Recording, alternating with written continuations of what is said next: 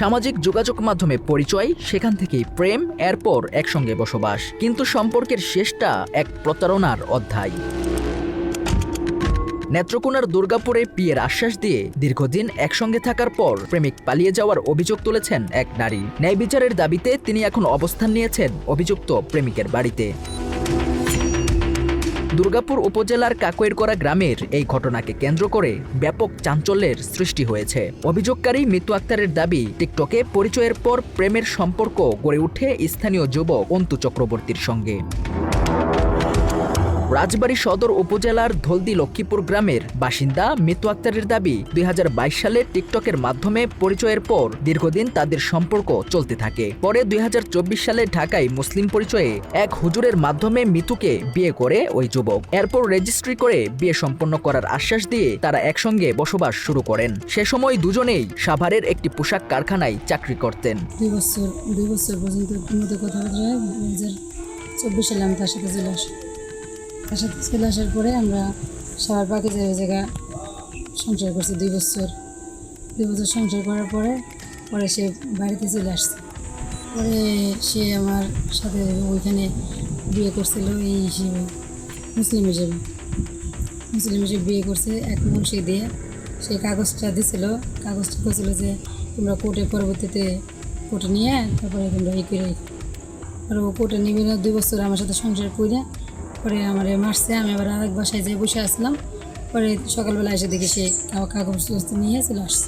অভিযোগকারীর দাবি, পরে বিয়ের রেজিস্ট্রেশনের কথা তুললে নানা অজুহাত দেখিয়ে তাকে এড়িয়ে যেতে শুরু করেন অন্তু। স্থানীয়ভাবে কয়েক দফা সমঝোতার পরও পরিস্থিতি পরিবর্তন হয়নি, বরং এক পর্যায়ে তাকে জোর করে একটি সাদা স্ট্যাম্পে স্বাক্ষর করিয়ে বাড়ি থেকে বের করে দেওয়া হয় বলে অভিযোগ করেন মিতু আক্তার। পরে সে ছেলেটা আসে সবার কথা মতো পরে বলছে আমি ওর নিয়ে বিয়ে করবো, আমি ওর নিয়ে খাম। এটা কয়ে তারপর আমার এই বাসা থেকে নিয়ে গেছে 2 মাস আগে নিয়ে গেছে। কোরবানি নিয়ে যায় আমার বাসা নিয়ে ছিল। আমরা দুজনে চাকরিতে ঢুকছে, চাকরিতে ঢুকছে। ঢোকার পরে 2 মাস আমার সাথে থাকে সে আমারে ফেলায় রেখে পলায় চলে গেছে।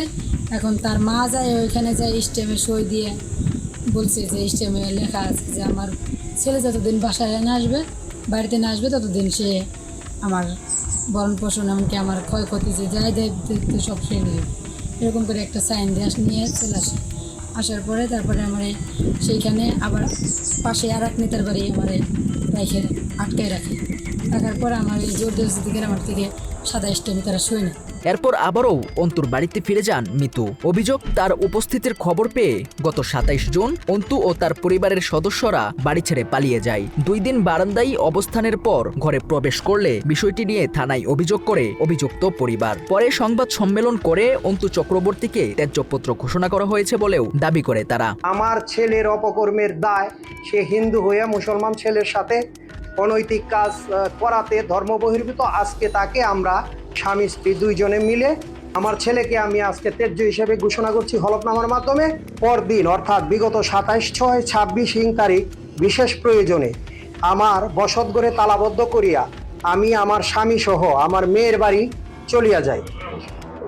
এরই মধ্যে বাড়ি থেকে খবর পাই যে উক্ত মিতু আক্তার আমার অনুপস্থিতিতে হলফনামা সম্পাদন ক্রমে উল্লেখিত 60,000 টাকা গ্রহণ করিয়া স্বামী সন্তানের নিকট না যাইয়া পুনরায় কাকইরকড়া আসিয়া আমার বসতঘরের তালা ভাঙ্গিয়া স্থানীয় কিছু দুষ্কৃতিকারী কুচক্রী মহলের সহায়তায় আমার ঘরে প্রবেশ করিয়া অদ্যাবধি অবস্থান করিতেছে। অভিযুক্ত যুবকের বাবা অসিত চক্রবর্তী বলেন, টিকটকের মাধ্যমে তাদের পরিচয় হয়েছিল। ছেলে ওই মেয়ের ধর্মীয় পরিচয় জানার পর বাড়িতে ফিরে আসে। পরে মেয়েটি তাদের বাড়িতে এসেছিল এবং তারা দুজনকে আবার ঢাকায় পাঠিয়ে দেন। এরপর কি ঘটেছে সে বিষয়ে তারা অবগত নন বলে দাবি করেন তিনি। যখন আমার ছেলে জানতে পারছে, শুনতে পারছে মেয়ে মুসলিম, পরে সে বাড়িতে চলে আসে। পরে এই মেয়ে আবার ছেলের খোঁজ নিয়ে আমার বাড়িতে আসে। আচ্ছা, পরে আমি আমার ছেলে আর মেয়েকে 2 জনকে আমি বিদায় করে দিলাম। কোথায় বিদায় করে দিলেন? ঢাকায়? হ্যাঁ, ঢাকা। কতদিন আগে এটা? এটা মাস 2 আগে। মাত্র 30% টাকায় জমির মালিক হয়ে নতুন বাংলাদেশের গড়ে তোলার স্বপ্ন দেখা বাংলা বসতি। এদিকে স্থানীয়দের একাংশের দাবি, দীর্ঘদিন একসঙ্গে বসবাস ও বিয়ের প্রতিশ্রুতির অভিযোগের বিষয়টি নিরপেক্ষভাবে তদন্ত করে মেয়েটির ন্যায় বিচার নিশ্চিত করা উচিত। গানটাতে আনছে মেয়েটার অনেক ক্ষতিগ্রস্ত করছে কি কোন তাইছে যে মেয়েটা ব্যবসা করে বাণিজ্য না মানে এই পুরা সংসারটাই ভালো তাই 2 বছর করে ঘর সংসার করছে বাদে নিচে আইসে এই দুই মাস নিচে আইসে বাদে তার সেরারা দেওয়া হয়েছে কাজে কোনো মুন্সিটা দেওয়া হয়েছে পয়সা না বাদে সেরিয়ে নয় উঠছে আর এই বুড়ি আর বুড়ির বেড়া হলাই উঠছে সেরা দিয়ে ওখান সেরি আইসে তারা মান্য নিচ্ছে কাগজ হতেও আছে ওখান তারা বাড়ি ঘর সাইডে দিছে দেখে অনেক মুসলমান একটা সেরি আমরা তো সমাজে কলঙ্ক হইতাছে অনেকটা বেহে দেখে হইনে হাইতে একটা ভাই চালাত নিব মুরব্বীর আছে গ্রামবাসী তারা সবাই জানে আমরাও জানি যখন আমরা সবচেয়ে মূল কথা হচ্ছে একটাই এই মেয়েদের কিন্তু সংসারগুলো বেসা দিব আমরা গ্রামবাসী এটাই চাই।